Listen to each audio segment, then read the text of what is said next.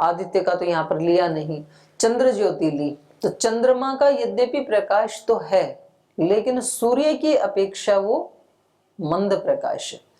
तो ऐसे प्रकाश को जिन योगियों ने प्राप्त किया, तो इसका मतलब वो छोटे योगी तो कहलाएंगे। प्रकाश तो हुआ, चंद्रमा का भी तो प्रकाश है ही।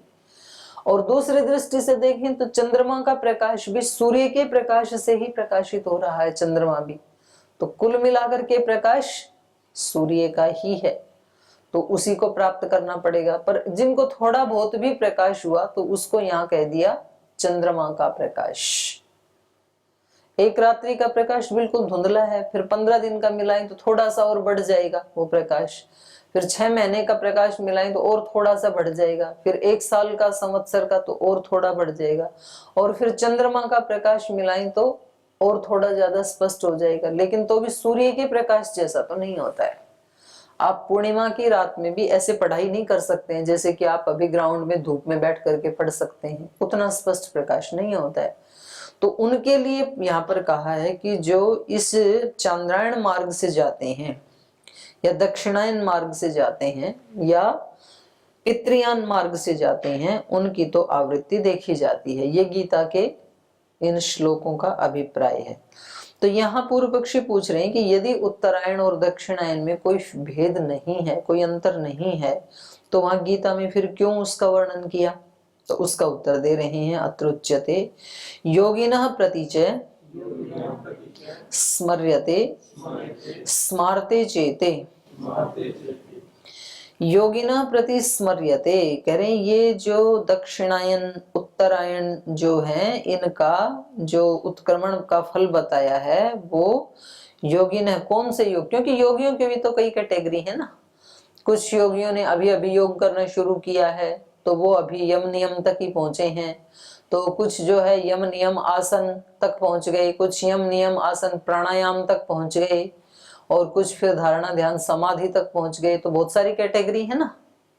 किस किस अंग का साक्षात्कार या अनुभूति उस योगी ने कर ली, उसके अकॉर्डिंग योगिनः प्रतीच स्मर्यते, माने जिन्होंने अभी अभी योग करना शुरू किया है तो उनके प्रति ये कथन है कि वो दक्षिणायन से जाएंगे तो लौट आएंगे। एते दक्षिणायन उत्तरायणयोः उत्क्रमण फले योगिनः प्राणायाम आदि साधकान प्रति स्मृतौ उच्यते। बोले दक्षिणायन उत्तरायण का जो उत्क्रमण काल का फल है जो गीता में बताया है, ये फल किन के लिए है? प्राणायाम आदि साधकान प्रति, प्राणायाम आदि साधकान योगिनः प्रति स्मृतौ उच्यते। जिन्होंने जो अभी प्राणायाम तक पहुंचे हैं, माने अभी जिन्होंने समाधि को प्राप्त, पूर्ण विवेक को प्राप्त नहीं किया है, माने जो जो अभी आधी यात्रा में है योग की, तो उनके लिए है ये कि वो ऐसे योगी यदि उत्तरायण में शरीर छोड़ेंगे तो वापस नहीं आएंगे, दक्षिणायन में छोड़ेंगे तो फिर आना पड़ेगा, उनके लिए है ये। क्योंकि उनका प्रकाश अभी आधा है ना। प्राणायाम आदि साधकान प्रति स्मृतौ उच्यते न ही ब्रह्मोपासकान, लेकिन जो ब्रह्म के उपासक हो गए, माने जो पूर्ण विवेक को प्राप्त हो गए, ब्रह्मोपासकान विदुष प्रति न, उनके लिए नहीं है ये उत्तरायण दक्षिणायन। वो ऐसे ब्रह्म के उपासक तो जिस भी आयन में जाएंगे वो मुक्त होंगे ही होंगे। अथच स्मारते च एते एते उभे अपि दक्षिणायने उत्तरायण फल प्रदर्शने स्मारते नहीं श्रुति विहिते तस्मात् ते न आदरणीय। बोले उत्तरायण दक्षिणायन जो कहा है ये श्रुति का वचन नहीं है, स्मारते ये तो स्मृति का वचन है, नहीं श्रुति विहिते तस्मात् ते न आदरणीय। इसलिए वो उत्तरायण दक्षिणायन गीता वाला जो कहा है वो इसके सामने आदरणीय नहीं है। क्योंकि श्रुति का कथन क्या है कि जो महायोगी है, ब्रह्म उपासक है, उसके लिए कोई अयन नहीं है, उसके लिए हमेशा शुभ ही शुभ है, उसके लिए कोई शुक्ल पक्ष कृष्ण पक्ष नहीं है। ये उनके लिए है जिनका प्रकाश अभी मंद है। अत्र शांकर भाष्ये स्मारते इति पदेन योग दर्शनम सांख्य दर्शनम च दर्शन द्वयम गृहीतम। करें शंकराचार्य जी ने यहाँ जो सूत्र में स्मार्ते पद पढ़ा है ना, तो इस पद से इन्होंने योग दर्शन और सांख्य दर्शन को ले लिया है। दर्शन द्वय गृहीतम, दो का ग्रहण कर लिया। योगिन प्रति च अयम अहरादि काल विनियोगो अनावृत्तये स्मर्यते स्मारते च एते योग सांख्ये न श्रौते। एक होता है श्रौत, एक होता है स्मार्त।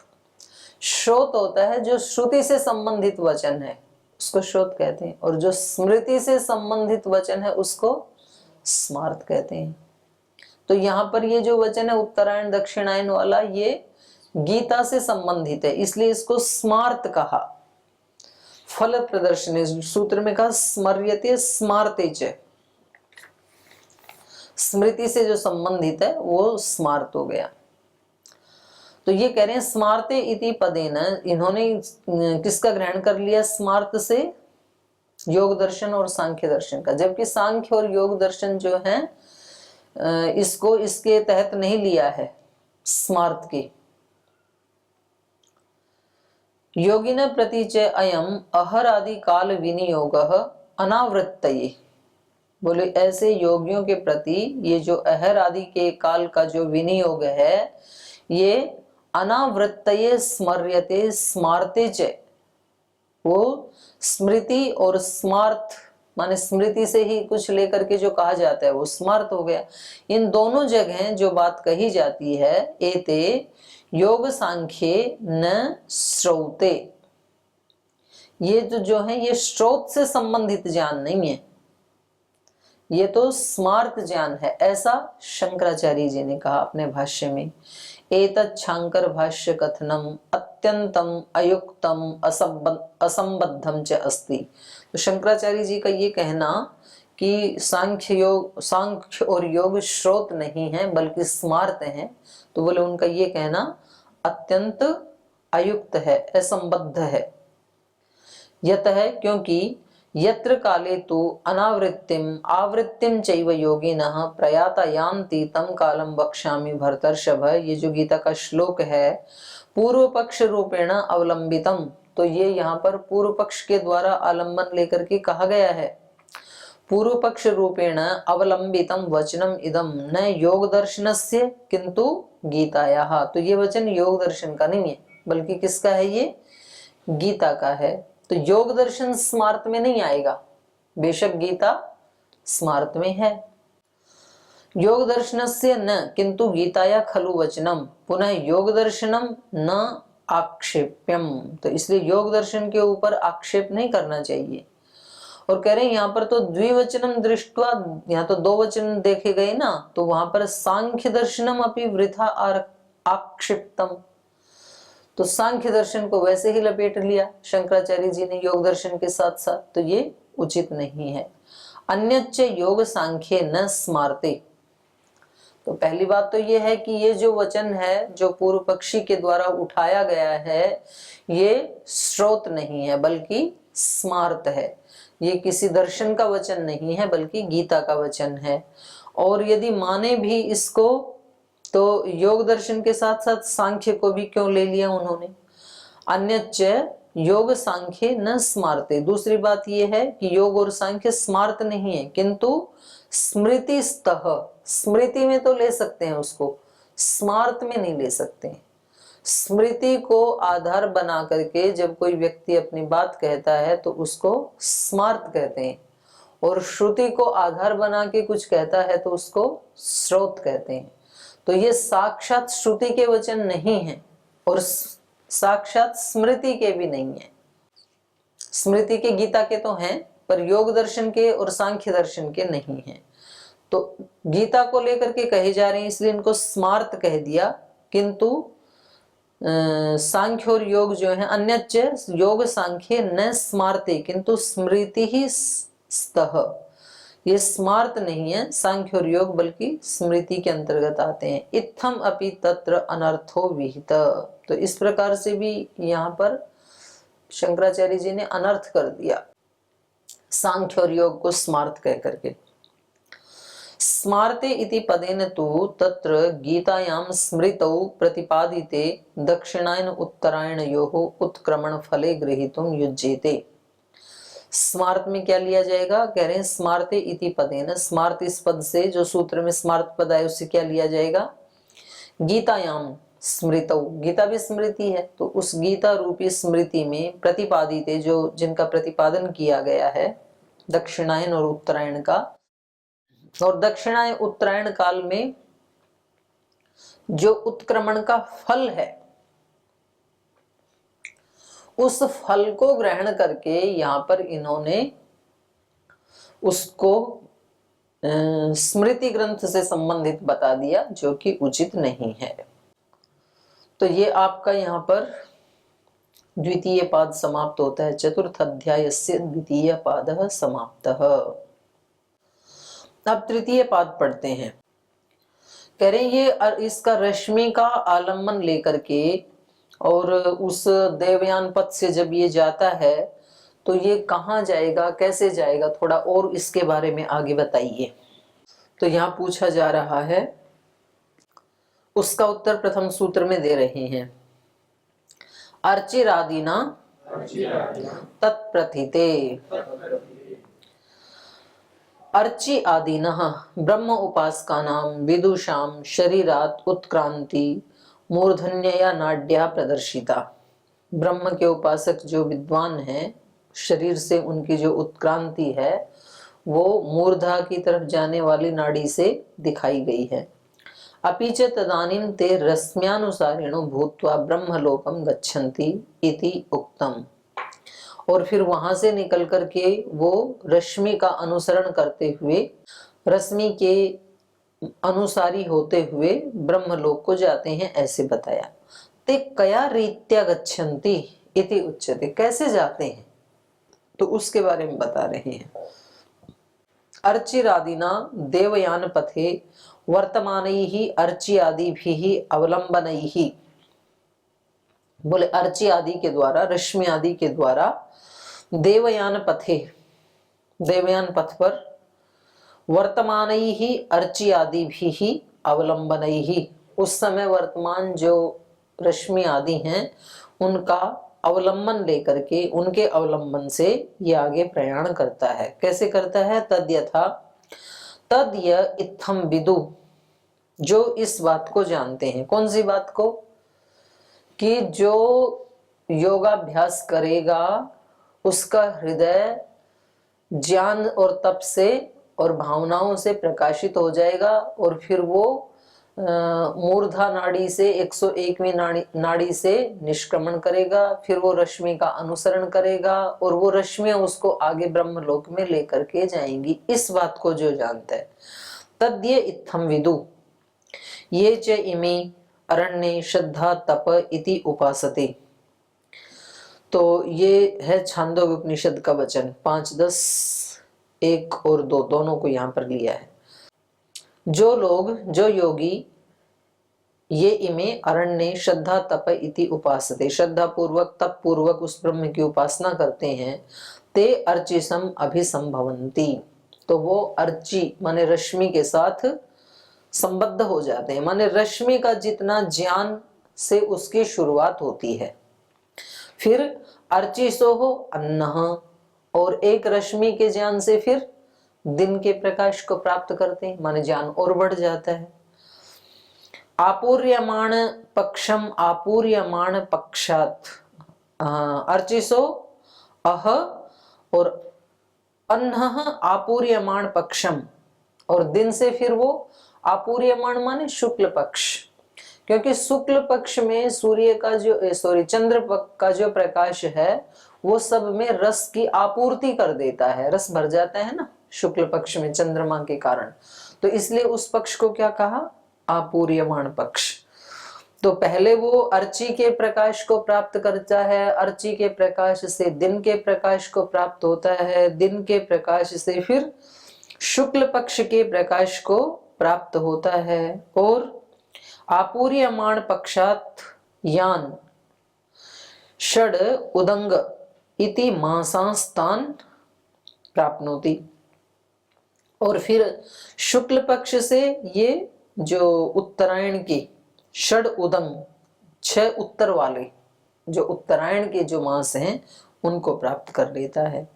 मासेभ्यः संवत्सरम, उत्तरायण के 6 मास के प्रकाश के बाद फिर संवत्सर के जितने प्रकाश को प्राप्त होता है, माने प्रकाश बढ़ोतरी की तरफ बढ़ रहा है ना। संवत्सरात आदित्यम, और संवत्सर से फिर ये आदित्य के प्रकाश को प्राप्त हो जाता है। आदित्यात चंद्रमसम, और आदित्य के प्रकाश से फिर ये चंद्रमसम चंद्रलोक को जाता है।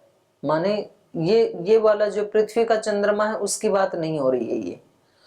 ये ज्ञान के बाद जो चंद्रलोक है उसमें सुख विशेष है जिसको स्वर्ग कहते हैं, उसकी बात है ये।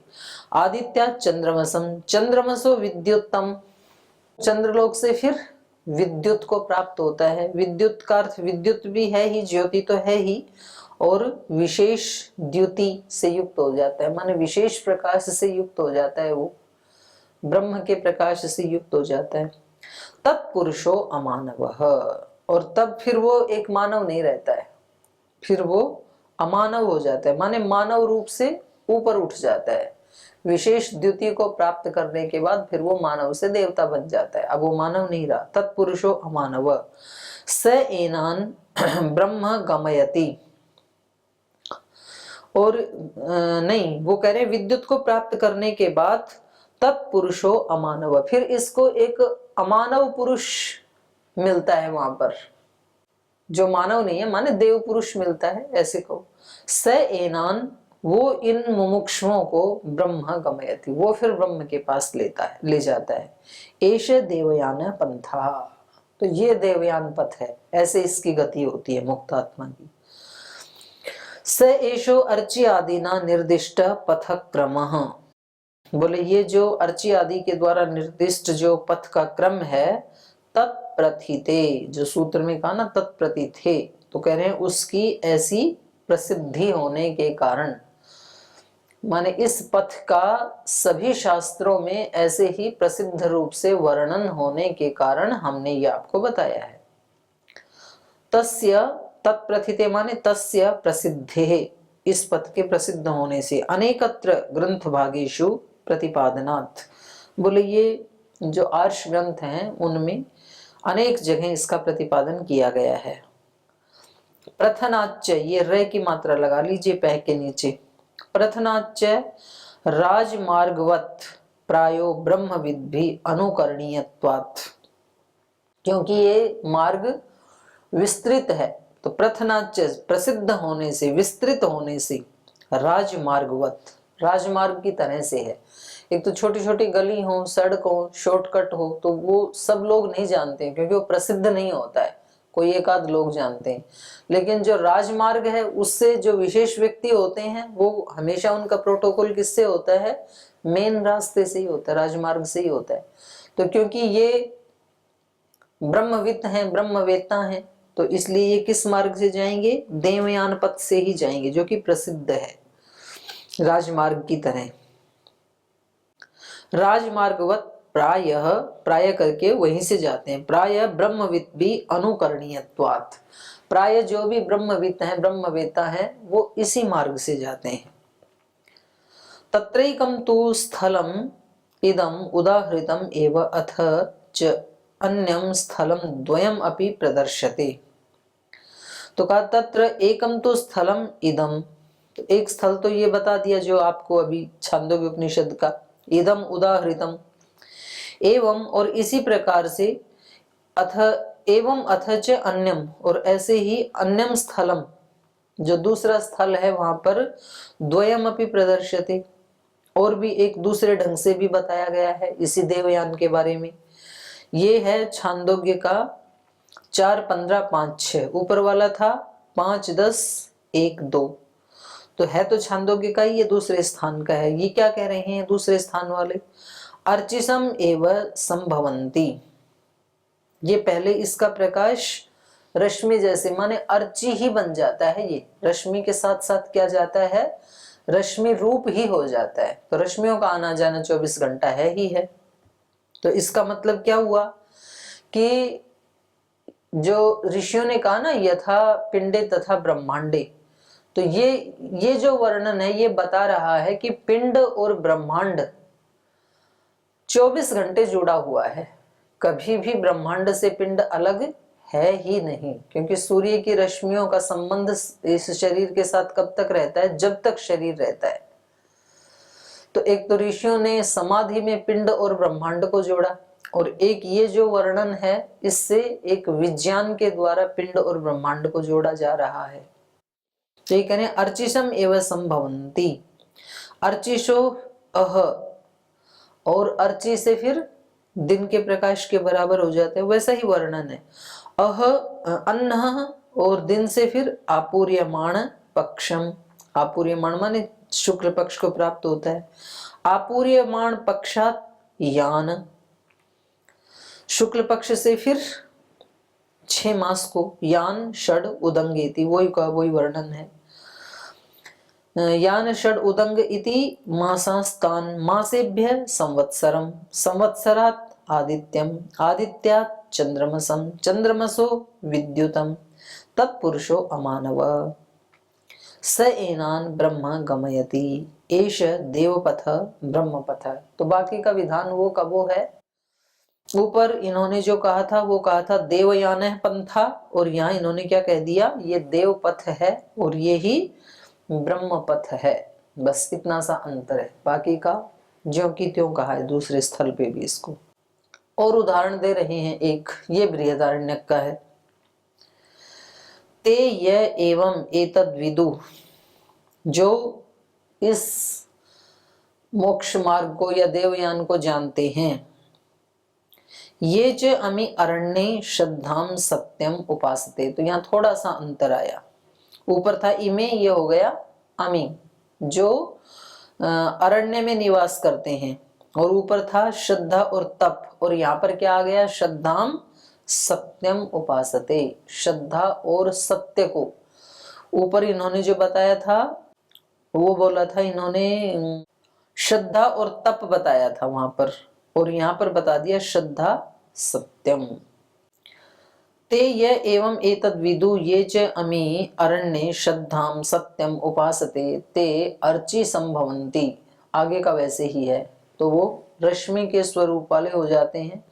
अर्चिसो अह, और फिर दिन के रूप वाले हो जाते हैं। अन्न आपूर्यमाण पक्षम, आपूर्यमाण पक्षात यान षण्मासान उदंग, आदित्य आदित्य एति, और मासेभ्य देवलोकम, देवलोकात थोड़ा सा अंतर हो गया, यहाँ से 6 मास के बाद ये कहाँ चले गए, देवलोक को। वहां 6 मास के बाद कहाँ चले गए थे, आदित्य को, आदित्य को प्राप्त हुए थे ना। और यहाँ उत्तरायण के 6 मास के बाद देवलोकम, देवलोकाद आदित्यम, तो बीच में एक देवलोक और आ गए यहाँ पर। आदित्यात वैद्युतम, आदित्य के बाद विद्युत को प्राप्त होते हैं। तान वैद्युतान पुरुषो मानस, वहां पर अमानव कहा था कि कोई देव पुरुष आ जाता है, यहाँ पर कह दिया पुरुषो मानस है, कोई मानस पुरुष वहां पर मिल जाता है इसको विद्युत के बाद। और वो पुरुषो मानस एत्य ब्रह्मलोकान गमयति, वो मानस पुरुष उनको ब्रह्मलोक को ले जाता है। तो तीनों जगह कोई छोटे मोटे अंतर के साथ बिल्कुल वैसा का वैसा वर्णन है। छांदोग्य उपनिषद में 2 जगह और बृहदारण्यक में। अब ये कह रहे हैं अस्तु तर्हि स एष अर्चि आदिमान देवयान मार्गो विद्यावताम ब्रह्मलोक गमनाय प्रथितत्वात् वास्तविकः। कह रहे हैं चलो मान लेते हैं कि ये जो अर्ची आदिमान, अर्ची आदिमान माने पहले जो रश्मि को प्राप्त हुआ, फिर दिन को, फिर शुक्ल पक्ष को, फिर उत्तरायण के 6 मास को, फिर आदित्य को, नहीं संवत्सर को, फिर आदित्य को, फिर आदित्य से चंद्र को, चंद्र से फिर विद्युत को, विद्युत से फिर कोई मानव मिलता है, मानस पुरुष, अमानव पुरुष, देव पुरुष, वो फिर ब्रह्म को इसको बीजा देता है। तो चलो हमने मान लिया अस्तु तर्हि स एषो अर्चिरादिमान देवयान मार्गो, ये जो देवयान मार्ग है, विद्यावताम, विद्या वालों का है, ब्रह्मलोक गमनाय प्रथितत्वात्, और ये ब्रह्मलोक में जो गमन करने वाले हैं उनके लिए ये फैला हुआ है। वास्तविक है, चलो हम इसको वास्तविक ही मान लेते हैं, ऐसा ही है। किंतु बृहदारण्यक उपनिषदि यो अर्च्यादिमान मार्ग उपदिश्यते शरीरात् उत्क्रममाणस्य तत्र भेदो अपि प्रतिपाद्यते। बोले ये जो बृहदारण्यक में एक ऐसा ही जो वर्णन है उसमें इससे थोड़ा सा भेद का प्रतिपादन किया गया है। वहां पर क्या कहा है, ते य एतत् एवं एतद् विदु ये च अमि अरण्ये श्रद्धां सत्यम उपासते ते अर्चिसं संभवन्ति अर्चिसः अह। तो ये जो है इति तु अर्चि आदिमान मार्ग उपदिष्ट स तु प्रथितः छांदोग्य उपनिषदि, छांदोग्य उपनिषद अपि तस्य वर्णनात्। तो ये जो इन्होंने बताया बृहदारण्यक में ये जो फैला हुआ मार्ग है इसी को ही छांदोग्य उपनिषद में भी इसका वर्णन है। किंतु तत्रैव बृहदारण्यक उपनिषदि, लेकिन वही बृहदारण्यक उपनिषद में पुनः यदा वै पुरुषो अस्मान् लोकात् प्रैति स वायुम् आगच्छति तस्मै स तत्र विजिहते। तो कह रहे हैं वहां पर ही एक दूसरा जो वर्णन है उसमें ये बताया है कि ये पुरुष जब इस मार्ग से जाता है अस्मात् लोकात् प्रैति स वायुम् आगच्छति, तो वो वायु को प्राप्त होता है। तो ऊपर तो कहीं वायु आया नहीं और यहाँ पर वायु आ गया, जो बृहदारण्यक का दूसरी जगह का 5-10-1 का जो कथन है उसमें। तस्मै स तत्र विजिहिते, और कह रहे हैं उसके लिए स वो वायु तत्र विजिहिते, फिर मार्ग छोड़ देता है उसके जाने के लिए। जब वो व्यक्ति यहाँ से जैसे ही जाता है तो फिर वायु मिलती है उसको और वायु उसके लिए जगह छोड़ देता है, मानो एक छेद सा कर देता है जिसके अंदर से वो चला जाए। आप ये समझ सकते हैं कि जैसे वायु की ऐसे एक लेयर है और उसने उसको अब रोक दिया, तो जब कोई मुक्त पुरुष जाएगा ना तो वो वायु उसमें छेद कर देगा, उसके लिए रास्ता छोड़ देगा, ऐसे कह रहे हैं। तस्मै स तत्र विजिहिते यथा रथ चक्रस्य खम, जैसे रथ के चक्र में बीच में आकाश होता है ना, खाली स्थान जिसमें एक्शल को लगाते हैं, तो ऐसे खाली स्थान कर देता है वायु। अस्मात् लोकात् प्रैति स वायुम् आगच्छति तस्मै स तत्र विजिहिते यथा रथ चक्रस्य खम तेन स ऊर्ध्वम् आक्रमते, और उस चक्र में से, उस होल में से वो ऊपर चला जाता है। कथम वायु गमन संगति स्यात्, तो ये वायु से होकर के जो गमन कर रहा है तो इसके संगति कैसे लगाएंगे, क्योंकि पीछे जो आपने 3 प्रमाण दिए वहां तो कहीं वायु का जिक्र आया ही नहीं, तो इसकी कैसे संगति लगाएंगे ये फिर हम कल पढ़ेंगे।